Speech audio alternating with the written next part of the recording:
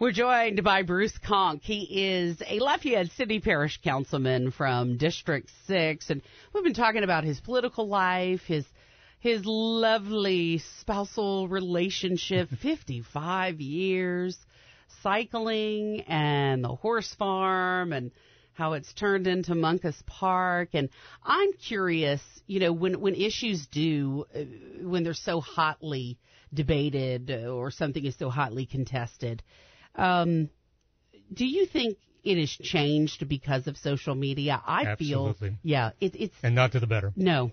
And social media can be wonderful whenever there is information in a community that perhaps a media organization has not had time to look at, but they will see it and people react to it and they say, okay, let's investigate and see, what the real deal is here.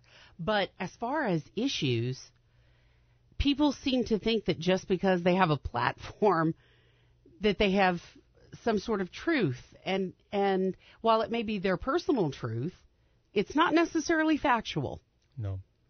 And it's a challenge as an elected official. I routinely, and I do mean routinely, monitor throughout the day various Facebook groups in which I'm a member because they are parts of the neighborhood that I represent. I also monitor other resources on social media because one of the things that I find challenging is I have to be on top of an issue before it just blows up. And I'll give you an example of one that I wasn't aware of in time, and it blew up. There was a Facebook posting about the City of Lafayette Council voting the electric scooters out of Lafayette.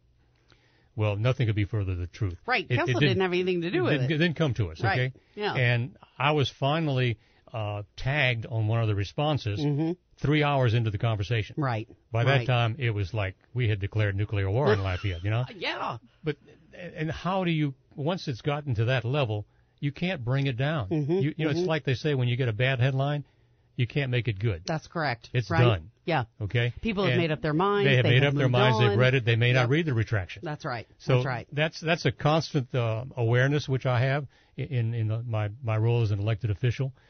It's challenging. But then again, I also have learned how to have the social media work on my behalf. It's an excellent communications tool. I absolutely agree with you. It is a wonderful opportunity because then when you have factual information, you have quite the platform to be able to give out all of the facts of a situation, facts that aren't cherry-picked by perhaps one side or the other. And then you have people who are just negative people who look for controversy and trouble every day, too, and that's a problem as well. And one of the things that I have changed my personality, so to speak, I, in addition to being an introvert, I have a really bad temper. I have learned how to control it over the years. I have learned how to that. think not only twice, but 3, 4 times before I say things. I like the fact that on social media, when I'm typing responses, I go back and say, no, you don't really want to send that out. I don't think I want to hit the send button on that one. That's a matter of growing up, of the maturing process. Some people say, well, you haven't matured that well, but, they should have seen me 20 years ago. Right. But, so you just, your life is constantly changing. If it's not changing, then you got some issues. Yeah, then what are you doing? And your life is so boring if it's not changing. Exactly. So, what is it about your personality? Do you think that made you have a temper? I mean, honestly, can you pinpoint anything about your life or your behavior? I have no patience. Just no patience. I'm very intolerant of people who don't make the effort to inform. Yeah. That they reach rash decisions, which is not based on fact. I've learned to be more compassionate about that because everybody has their quirks and their shortcomings. Sure. I do, obviously. Yeah, because we all come from a different place, right? We always have these, and that's the bias idea. We're not computers. I mean, people are people, so they come with their own set of filters. And the one thing that I have really altered my approach to life is I try to avoid confrontation. You accomplish nothing when you're in a confrontational mode. The other thing, and if people who have watched me at council meetings or watched me in other public agendas, is I'm not necessarily the lead voice. I will sit back and I will listen, and in most cases, I will stay. And if there's something that needs to be said that hasn't been said, I'll say it. but I will not be the person to jump out in front. First of all, I want to get a feel for the meeting. But I think that's, quite wise. Yeah. I do. But I also think, the smartest man is in the room is the one who knows not necessarily what to say, but what not to say. Exactly. Because in today's world, what you do say is memorialized forever. And unfortunately for a lot of people, there is no room for growth. Perhaps.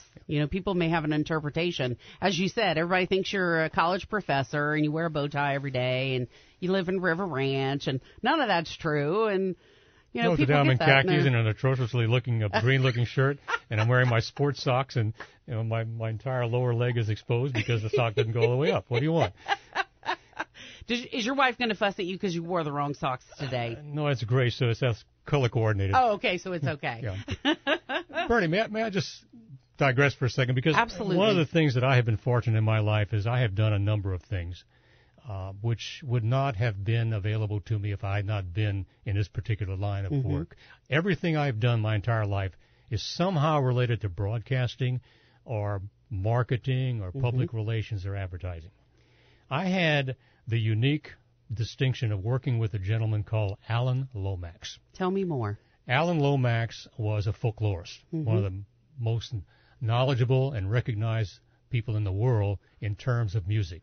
Wow. He and his dad, John, came through Louisiana in the 1930s with these huge recording devices. Oh, my. And they are the ones those recordings are the ones you find at the UL archives. Oh, my. Okay, and what today's musicians refer to trying to bring back that old style Cajun music and Creole music. I worked with him for 3 years, on and off, 3 different projects. He and I were introduced. Alan was not a great person with whom to work, okay? He was really a you-know-what, which explains my personality pretty much because we got along. I can remember Gerald Bro, the tourism director at the time, called me. He said, Bruce, I got a guy in from New York. He's doing some work here in our part of the country, and somehow he and his crew got into an argument and they left. He said, can you help the guy out for a couple of days? I said, sure, Gerald. So I had a production company at the time, a video production company, so I started working for Alan. Now, here's the weird thing. At the time, I had no clue who was Alan Lomax. So you had, wow. And looking back over the 3 years that I worked with him, I have no documentation in terms of a photo. Wow, no kidding. So isn't that strange? It is. And yet our work, the stuff that we did on the Courrier de Mardi Gras, it's at UL. Wow. There's an extensive collection of all of my raw footage over there that I shot with Alan. Oh, wow. I'm so glad to know this. I cannot wait to go and look at that. It's good. And then I also worked with Alan on the documentary he did about second liners in New Orleans. Oh, wow. And also on the Delta Blues. Oh, wow. And all three of those products are actually in the Smithsonian, the Library of Congress. Wow. So that's pretty cool. Yeah, to say the least. And then another document that I take a great deal of pride in happened purely by chance. And it is probably one of the most viewed documents, especially in Japan, video products. Remember when Lake Panier, the penetration with the drilling? I was the one that got all the footage from the air of that huge vortex of water. No kidding. I had no idea that was the 26-foot waterfall because all the water had drained from the lake. And I got all that. And that made national news. And that to me is kind of like my mark of success in broadcast. At the time, I was not in broadcast. I was a commercial producer. Wow. And we were doing a job for Paul Fournette Air Service. And we were flying off of the coast of Louisiana because at that time Paul was providing services there. Mm-hmm. And I was also this is kind of amusing. I was serving as the Acadiana Bureau for Channel 2, okay? Okay, in other words, when Channel 2 needed a cameraman, they'd call me, Bruce, go do it. Yeah. Well, in this case, they didn't have to call. Yeah. I was in the air, and the local airport put out a notice to stay out of this particular area. So what was the first thing that Bruce asked? Can you go back there? So from the air, we got that vortex, which now I think has become legendary in Japan. By the way, Japan loves disaster movies. And that was a significant point in my career. Amazing. I had no idea. Yeah. I cannot wait to go and view that again. Let me ask you what you were feeling when you were videoing that. mostly trying to keep my camera still. Were you shaking?